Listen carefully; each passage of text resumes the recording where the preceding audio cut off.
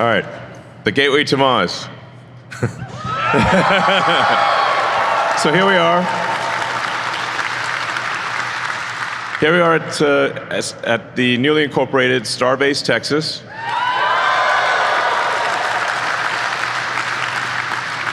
This is the first new city made in America in, I think, quite a few decades. At least that's what I'm told. And very cool name. And it's named that because it is where we're going to develop the technology necessary to take humanity and civilization and life as we know it to another planet for the first time in the 4.5 billion year history of Earth.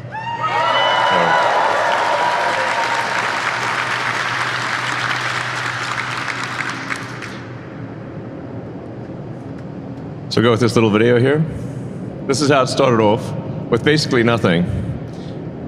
So Starbase started off as basically a sandbar with nothing. Even those little things we built, obviously.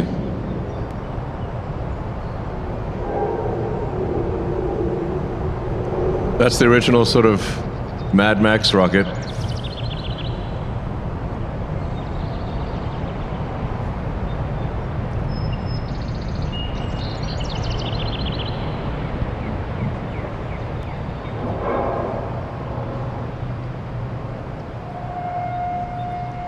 This is where you discover lighting is very important for that Mad Max rocket.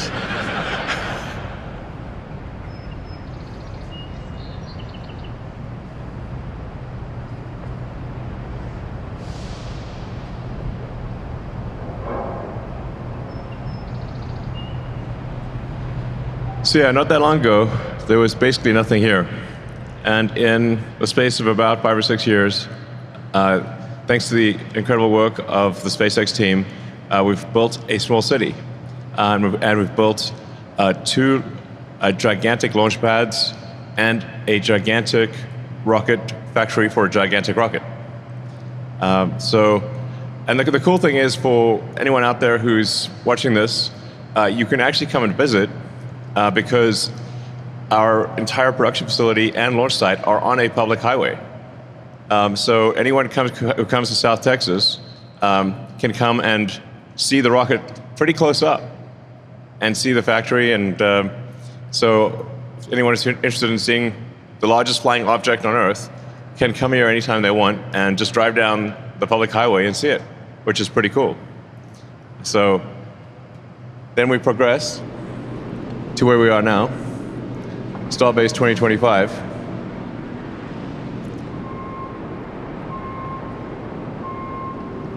So we're now at the point where we can produce a ship roughly every 2 or 3 weeks. Now, we don't always produce the ship every 2 or 3 weeks because we are making design upgrades. But ultimately, we're aiming for the ability to produce 1,000 ships a year, so 3 ships a day.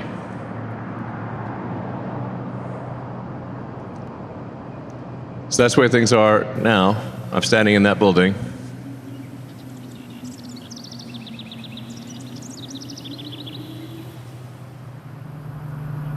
That's our hovercraft.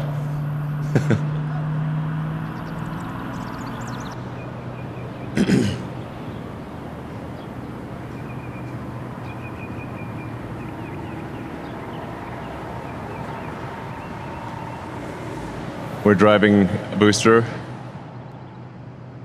down the road to the launch site. You can see the mega bays.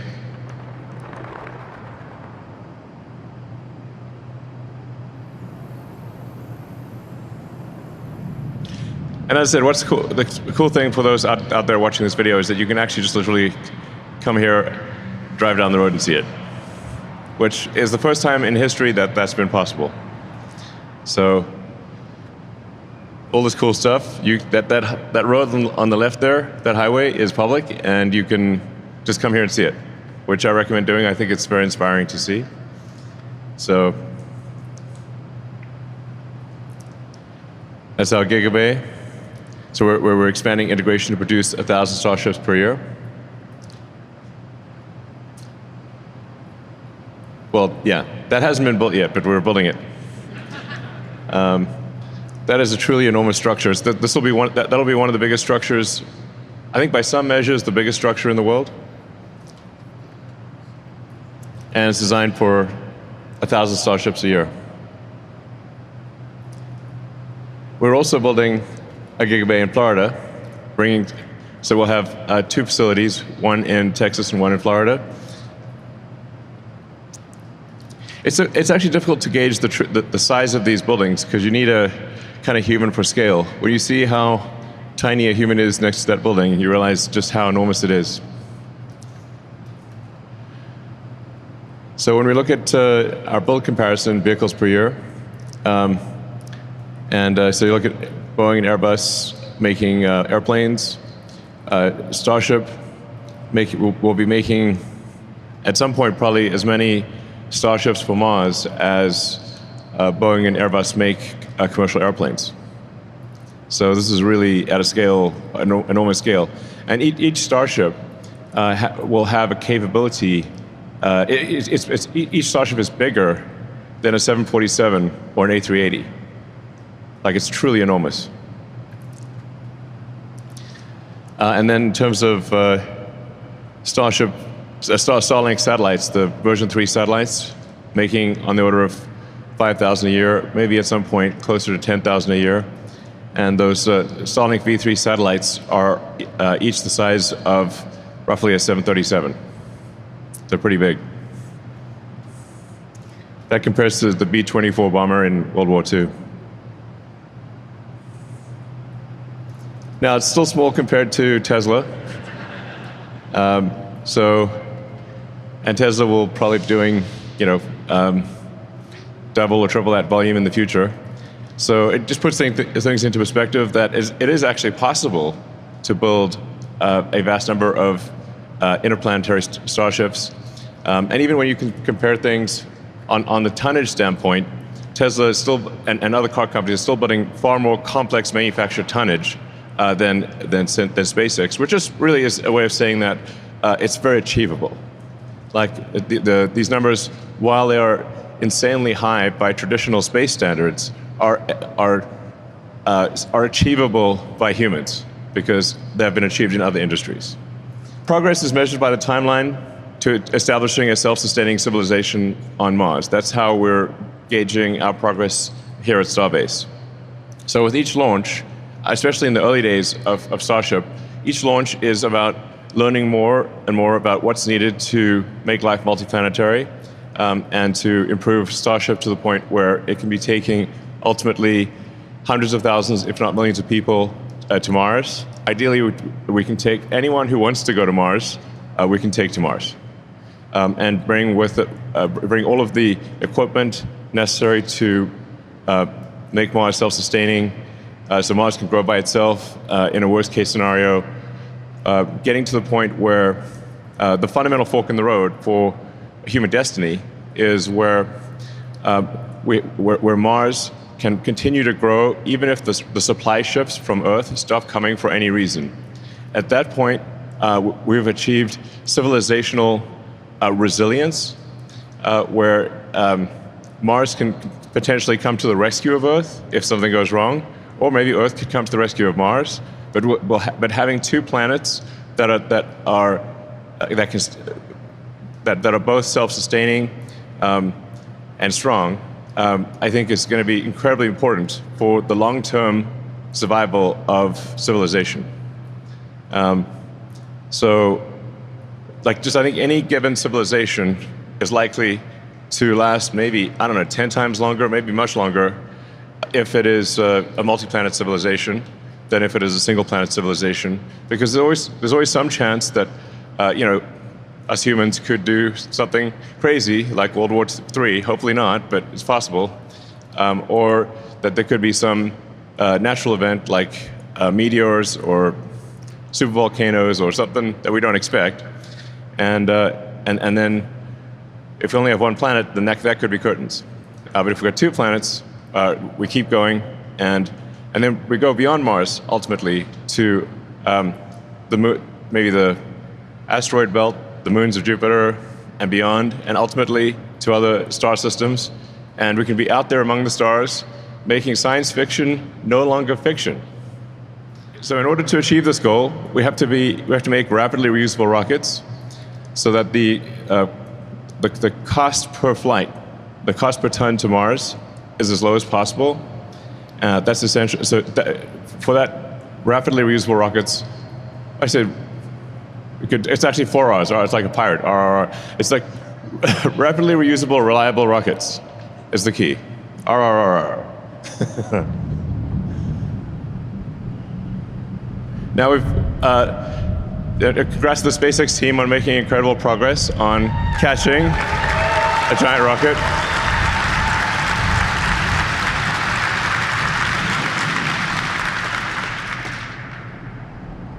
So it's really mind-blowing that the SpaceX team has been able to catch the largest flying object ever made multiple times, using a very novel method of catching it out of the air with giant chopsticks.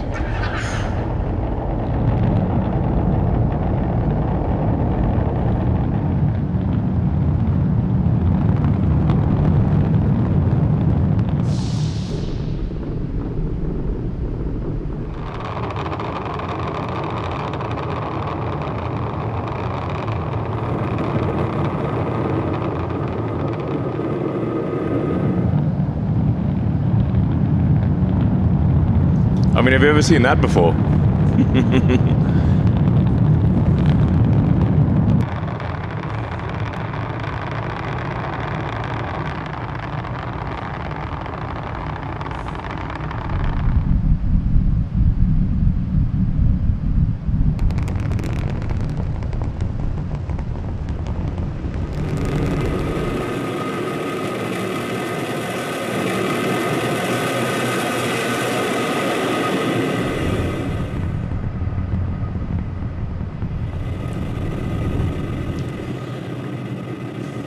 Yeah, congrats again. That was an incredible achievement.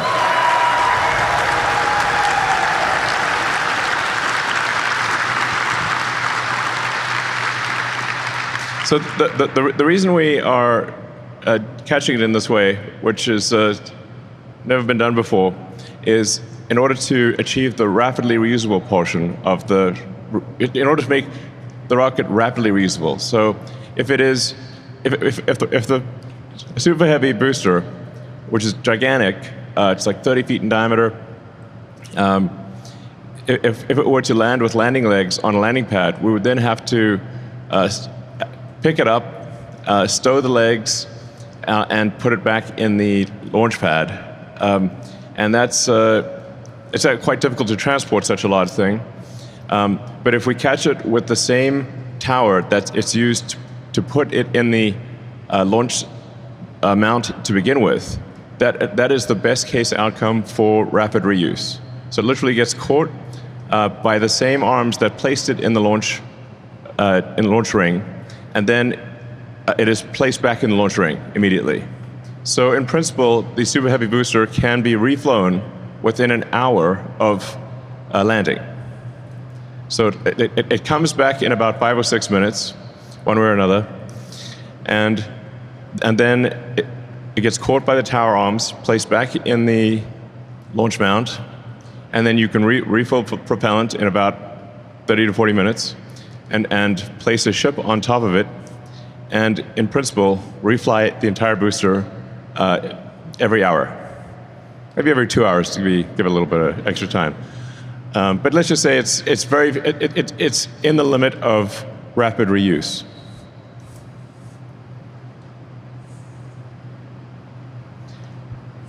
And then the next thing we need to do is catch the ship too. So we haven't done this yet, but we will.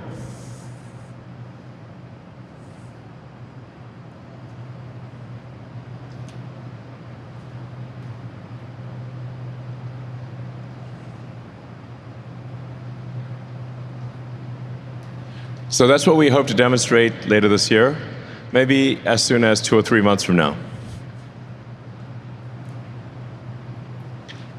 And then the ship would be placed on top of the booster, and then again refilled with propellant, and flown again. With the ship, it takes a bit longer because it's got to orbit Earth a few times until the ground track comes back over the launch pad. But the ship is also intended to be reflown multiple times per day. This is the new Raptor 3, which is an awesome engine. Big hand to the Raptor team for this. This is very exciting.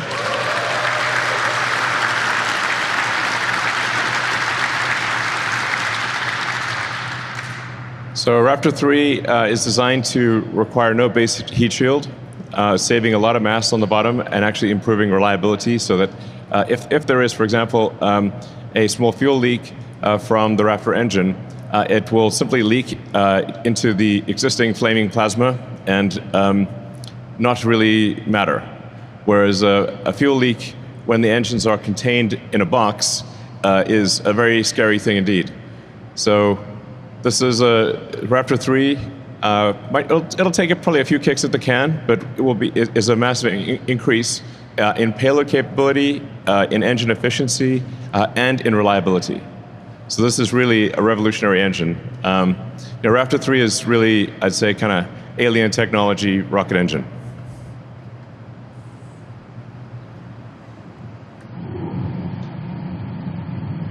I mean, even industry experts, when we showed a picture of the Raptor 3, said that engine is not complete. So then we said, well, here's the engine not complete, firing at a level of efficiency that has never been achieved before. So,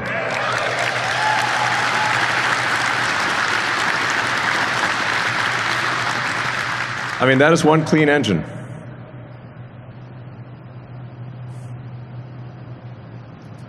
So in order to make the engine like that, we had to simplify so many parts of the design, incorporate secondary fluid circuits and electronics in the structure of the engine itself. So everything is contained and protected. It is a marvel of engineering, frankly.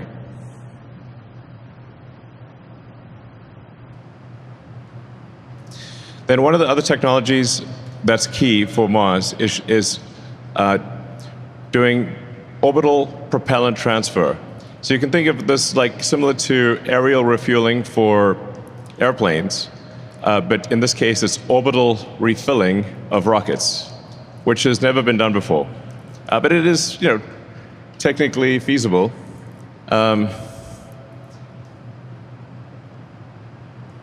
always feel like these things are a little NSFW, sort of. Listen, you got to transfer fluid somehow. This has got to be done. So the two starships would get together, and one starship would transfer fuel and oxygen. And actually, most of the mass is oxygen. It's almost 80% oxygen that gets transferred, a little over 20% fuel. And so once you send a starship to orbit with that's full of payload, and then you send a bunch of other starships up, and you would refill the propellant on that starship. And once the propellant tanks are mostly full, then you can depart for Mars or the Moon, or yeah. So this is an important technology which we should hopefully demonstrate next year. Yeah.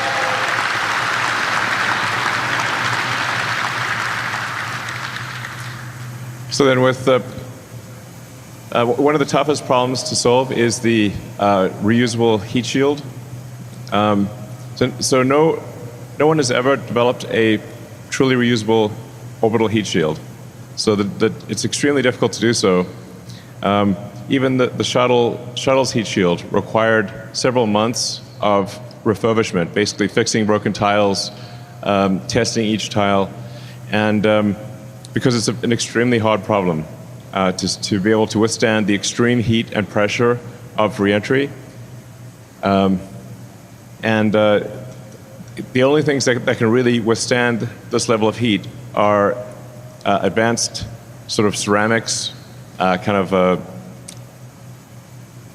basically glass, alumina, some types of carbon, but very, very little actually can survive with reusability, without eroding or falling off or cracking, can survive the stresses of reentry.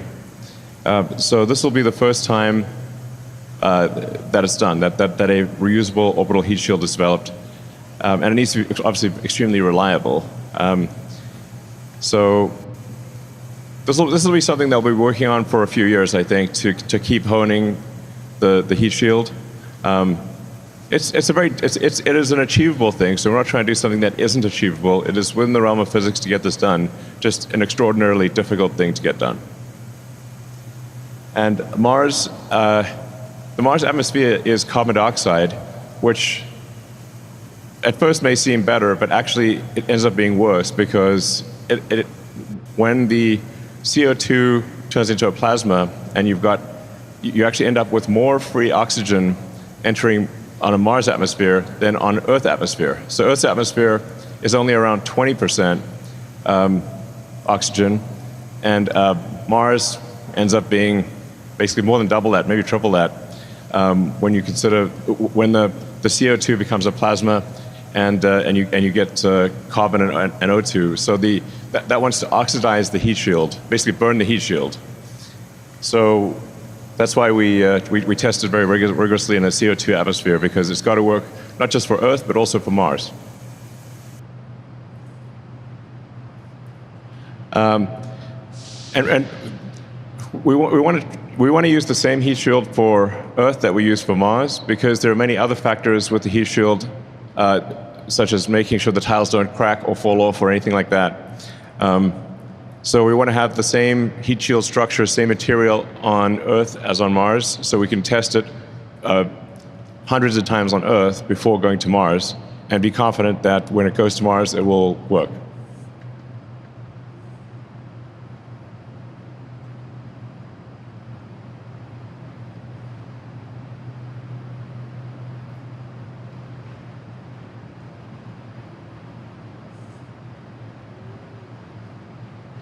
So we're developing some next generation starships, which have a number of improvements versus our current gen. So it's taller, for example, and has a better the interstage between the ship and the booster. You can see that sort of the sort of struts there. That makes it easier for the flame. Like that right there. When doing hot staging, which is when we light the ship's engines while the booster's engines are still firing, the flame from the ship engines can more easily exit through the open struts of the new interstage. And in this case, we'll bring the struts interstage back with us instead of throwing it away. So a little more height here, 72 meters from around 69. Propellant capacity, I think we'll probably push that up a little, maybe 3,700 tons. Long term, my guess is we're maybe around 4,000 tons. And about just over 8,000, I think probably like 8,300. This will keep getting up. My guess is ultimately we're 4,000 tons here, close to 10,000 tons of thrust, but this is kind of the next level, or the next version of the Super Heavy. So the booster will look a little naked on the bottom because the Raptor 3 engines don't require a heat shield. So it looks like there's kind of parts missing, but that's just because the Raptor heat shield does not. The Raptor 3 does not need a heat shield. So it's just standing there in a bathed in flaming plasma.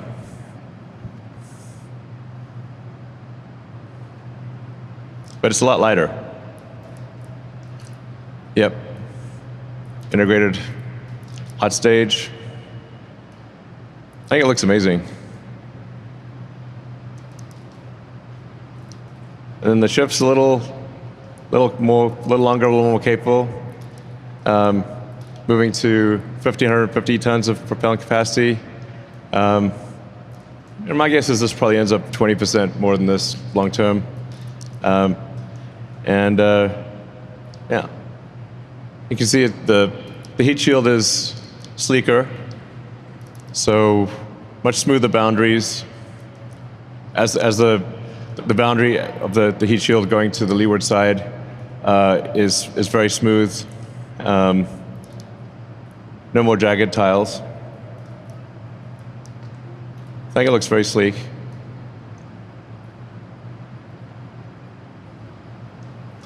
And this version we still have 6 engines, but a future version will have 9. But with the Raptor 3 again, we have improved reduced mass, higher specific impulse. The Starship version 3 is really the version that is, I think, achieves all of the key elements. I mean, generally with any new technology, it takes three major iterations of any new technology to have it really work well. And this, with Raptor 3 and Starship and Booster version 3, it should be able to achieve all of the things that I just mentioned, which is a rapidly reusable, reliable rocket with orbital refilling. Basically, all of the ingredients necessary to make life multiplanetary will be achieved with version 3 of Starship, which we're aiming to launch for the first time at the end of this year.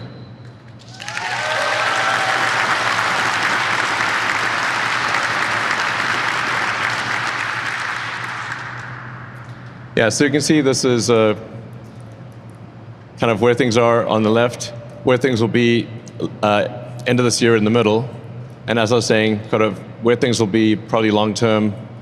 Yeah, 142 meters. So, but the one in the middle will be fully capable of doing Mars, and thereafter it'll be a lot of performance improvements, and as has been the case with Falcon 9, we always end up making the rocket longer and increasing payload. So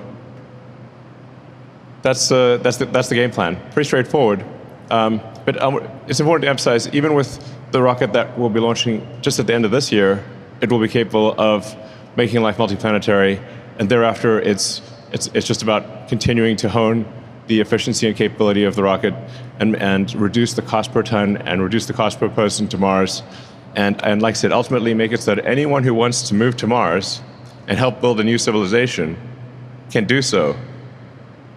So anyone out there, like, how cool would that be?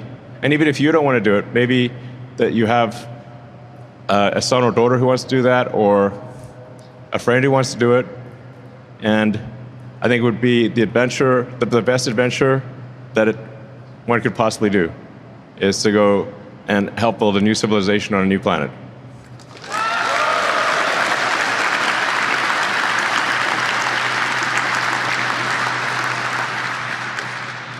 So yeah, ultimately we'll have 42 engines, which it was inevitable. As the prophecy foretold by the great prophet Douglas Adams in his book, The Hitchhiker's Guide to the Galaxy, the answer to the meaning of life is 42. And so inevitably, the Starship stack will have 42 engines.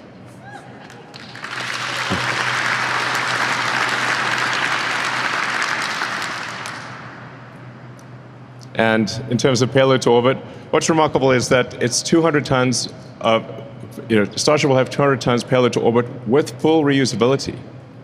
So this is twice the capability of the Saturn V moon rocket. The Saturn V moon rocket was fully expendable. Starship is fully reusable, but will have twice the payload to orbit of the next biggest rocket that made it to orbit, which is the Saturn V. In fact, without reusability, Starship would have about 400 tons of payload to orbit. So this is a very big rocket, is what I'm saying. So, but you need a big rocket, So make life multiplanetary. And then along the way, we could do very cool things like have a moon base, like Moonbase Alpha. I think long ago there was a TV show about Moonbase Alpha. You couldn't think about the physics of that too much because apparently like the moon base was like drifting away from Earth. But anyway, we should have a Moonbase Alpha, which is the next step after the Apollo program would be to have a base on the moon. So you could have a gigantic science station doing research about the nature of the universe on the moon would be very cool. So in terms of when can you go to Mars? So you can go to Mars every 2 years or every 26 months. So the next Mars opportunity is at the end of next year in about 18 months. So November, December is the next Mars opportunity. So we'll try to make that opportunity if we get lucky. I think we'll probably have a 50-50 chance right now because we've got to figure out orbital refilling in order to have enough capability to go to Mars. But if we achieve orbital refilling in time, then we will launch the first uncrewed Starship to Mars at the end of next year.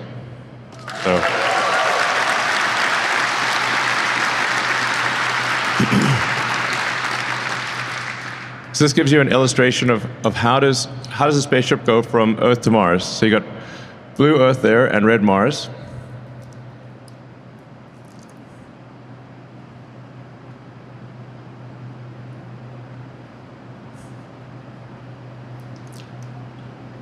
And I mean, the actual distance traveled on the Ark is close to like 1,000 times further than the moon. So you can't just go straight to Mars. You have to create this elliptical orbit with Earth at one point and Mars at the other side, at the far end of the ellipse, and then time the where you are in that ellipse to intersect with Mars. And this is the orbital transfer, how you do orbital transfer from Earth to Mars. And if you look on your Starlink Wi-Fi router, you'll see this image. Because the Starlink Wi-Fi is Starlink Internet is what's being used to pay for humanity getting to Mars. So I'd just like to thank everyone out there who's bought Starlink, because you're helping secure the future of civilization and helping make life multiplanetary and helping make humanity a spacefaring civilization. Thank you.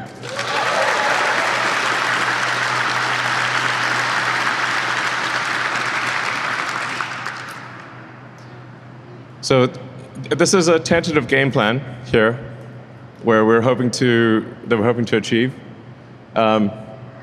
where we increase the cadence of flights to Mars dramatically with every launch window. So every roughly 2 years,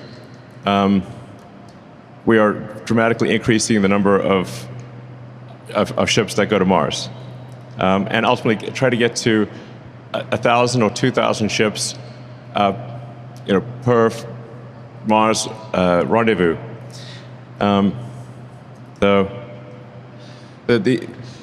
I mean, as a rough order of magnitude, this is just guesses, obviously, but we need to get about 1 million tons, is my guess, to the surface of Mars to make a civilization on Mars self-sustaining. Again, to that critical point where if the resupply ships from Earth stop coming for any reason, Mars still succeeds. Mars can still grow. And so you can't be missing anything. You can't be missing even like the equivalent of vitamin C or anything. You've got to have everything you need for Mars to grow. That's essential. So my guess is that's about 1 million tons, but it might be 10 million tons. I hope it's not 100 million tons. That'd be a lot. But we want to try to get to that point and secure the future of civilization as quickly as possible. So we're looking at different locations. The lead candidate right now is the Arcadia region. So now Mars has a lot of real estate, but when you combine all of the factors and say, okay, we can't be too close to the poles. We need to be near ice to get water, and can't be too mountainous for the rockets. Then it narrows down to a smaller region. So Arcadia is it's one of my daughter's name is Arcadia, actually. is one of the options. So we got the first starships on Mars, gather critical data. So the first flights there we'll send with the Optimus robot. So we can go out there and explore and kind of prepare the way for humans.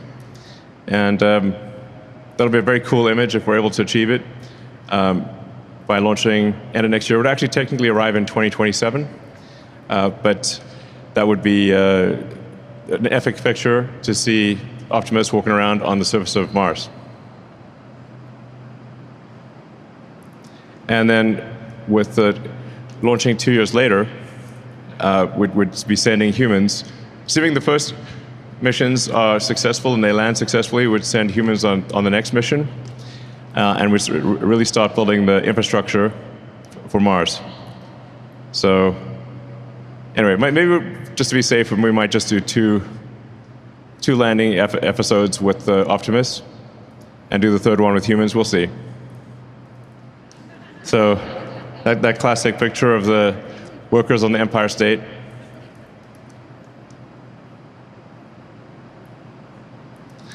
And then for communications on Mars, we'll be using a version of Starlink to provide internet on Mars.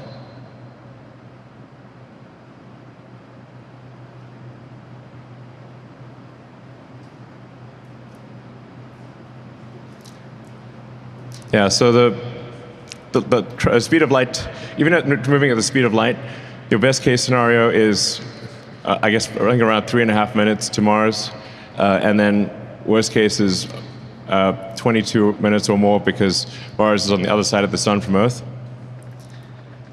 So anyway, it's quite challenging to do high bandwidth communications with Mars, but Starlink will achieve that. Yeah, and then we'll have the first humans lay the groundwork for permanent presence on the surface. And yeah, the goal, like I said, will be to make Mars self-sustaining as quickly as possible.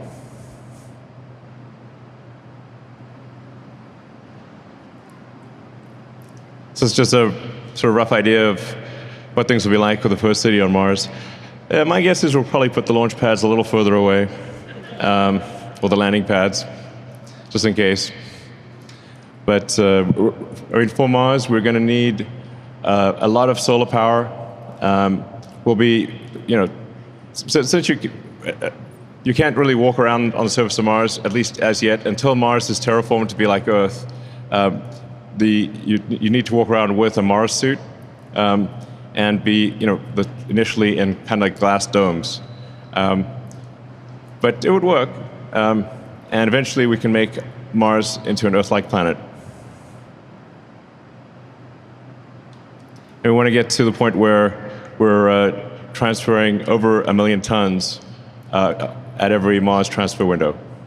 And then that's like a serious civilization.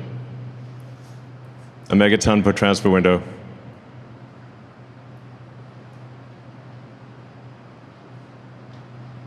So, yeah. I have a lot of spaceports. I mean, because of the fact that you can't fly there continuously and you have to transfer in these windows, you'd have a gathering of 1,000 ships, or 2,000 ships, or more than that. So we have this kind of like Battlestar Galactica feel, where all these ships are in orbit, waiting to depart, and then they'd all depart. I look at, I think, an amazing image of all these ships departing at once. And then you're going to need, obviously, a lot of launch pads, a lot of landing pads on Mars. Or you'll need to move the ships off the landing pad pretty fast. So if you've got, I don't know, a few thousand ships inbound, probably need at least a few hundred pads, landing pads. And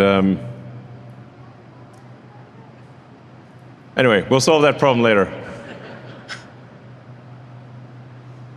So, yeah. Anyway, this is like an incredible thing to have, like this amazing city on Mars, the first city on another planet, and a